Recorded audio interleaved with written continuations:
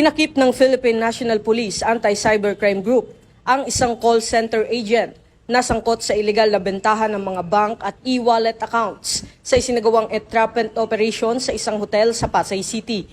Sa ulat na isinumite kay PNP-ACG Acting Director Police Brigadier General Wilson Asueta, nadakip si alias Rog, 31 anyos, na nagtatrabaho rin bilang rider sa Newport City bandang alas 7 ng gabi nitong Lunes.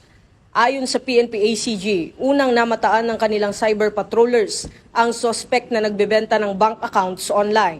Agad na isinagawa ang beat-up operation kung saan naaresto ang suspect matapos mahuli sa aktong nagbebenta ng bank at e-wallet accounts. Iginiit umano ng suspect na kailangan niya ang pera pambayad sa motorsiklo.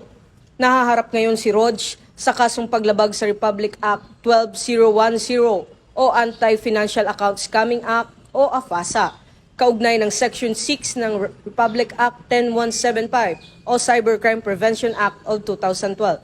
Patuloy na pinaaalalahanan ng PNP-ACG ang publiko na huwag makilahok sa bentahan, pagpapaupa o paglipat ng kanilang bank o e-wallet accounts dahil ito ay iligal at mahigpit na pinarurusahan ng batas. Ito ang bagong PNP para sa bagong Pilipinas, serbisyong mabilis, tapat at nararamdaman.